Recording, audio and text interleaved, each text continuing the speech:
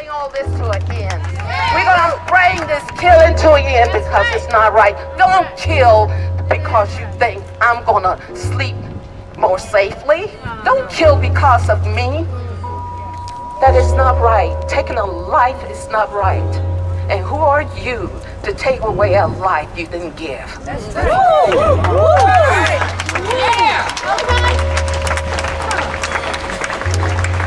I wish, you know, I come from a family of military. And we have been overseas, we traveled. You know, people used to come up to us and say, sure, you know, because of the color of our skin, but I never felt bad. I wasn't more aware of my color until I moved back to Texas. Tell the truth. Tell the truth. Did you know that didn't stop me from loving? I have different races in my family, and I love them with a passion. I got people at my job that's praying for me. And my boss said I didn't know what to do, but I wrote Rick Perry. So it's not that everyone thinks the way Rick Perry thinks. But you know what? When you used to be a Klans member, what more can you expect from somebody like that? Huh? Don't never change his spots. Unless you skin him. And I'm ready to skin him. Maybe we'll find something different underneath that coat of skin that you have. Because right now I don't see you as being human. And Juanita Vasquez, Gardner, whatever you want to call yourself, Rick Perry, oh, Killer Keller, you all are going down. That's right! You're going down. And you know, my son said, Mama, worst come to worst, don't stop fighting. Amen. Don't stop fighting. We got innocent people on death row. Yes. You know, they got a little cell there. They have fecus material all over the walls. So if they dislike what you do, or if you happen to rub them the wrong way and not kiss their feet, they will throw you in there. Or they make you strip down in front of a female, trying to make you feel less than a human being. And the food, if you want to call that food, you wouldn't even give to your hogs slop. You know hogs eat anything.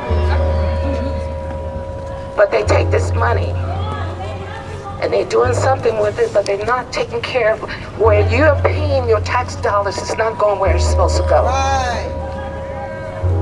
Some people think, oh, this is a vacation for these prisoners. They get to watch TV. They have this exercise court and all this.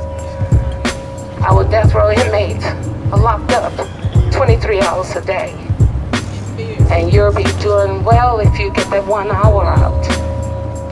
And they decided they're going to let you take a shower or not. My son washes clothes in his toilet. And he take his hands and put it between his mattress so that he can have it like it's pressed. Because my son still worried about the way he looks.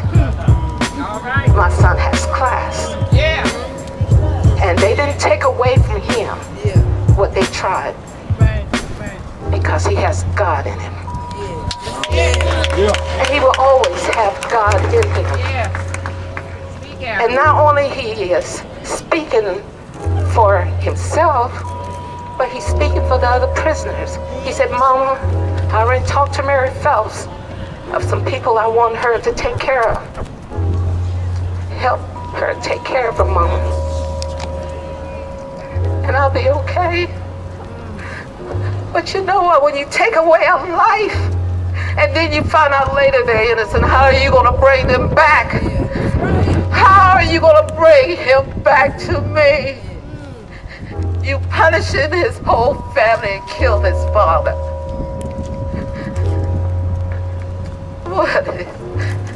How are we going to survive this?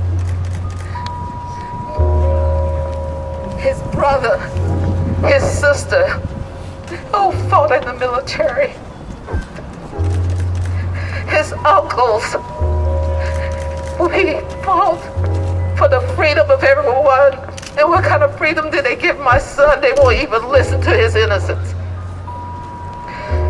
The parole board talked to my son and wouldn't even let him talk. And then one of them winked his eye at him, so Mary Phelps said, you know what? Anna, that probably was a good sign.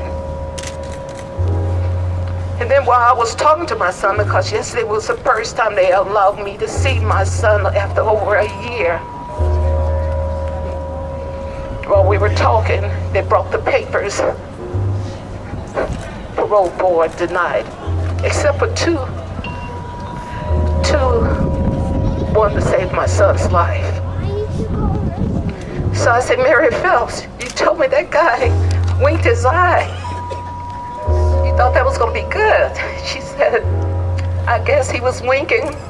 Let Reginald know we're going to kill you. I feel so much anger. I can't begin to tell you the life that I lived day in and day out. And these same animals that's getting ready to take my son's life had the nerve to tell his own mama, you cannot see him. I'll make a decision 2 weeks prior to the date. And just made it for me to see him yesterday. This is kind of stinking dogs we got running different places. They think they're above God. And we need to bring them down to their knees. And the only way we're going to do that, get rid of them. Get rid of them. Get rid of them!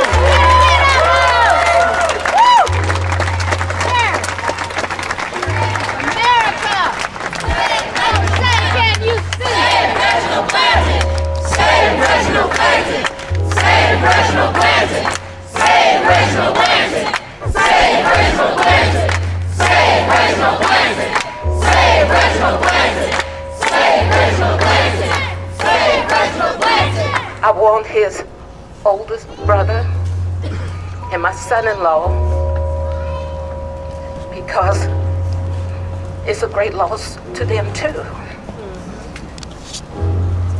He has not, can't you imagine, they say animals need love, they need to be touched. My son is not a human being. He doesn't need that touch. Can't you imagine loving someone so much and can't touch them? Can't hold them? Yes, ma'am. But yet they want to kill my son and throw him in a grave. We're talking about a young man. A young man. 18 years old, he went into that stinking place. I have not held my son. My son. Can't you imagine that? I know you rub your cats and your dogs, and you know how they love you and want to lick you and kiss you because of the love they feel from you. You're telling me my son is less than an animal? How can people live with knowing that you got people running this country that feels this way? Think about it. You're a parent. You have loved ones.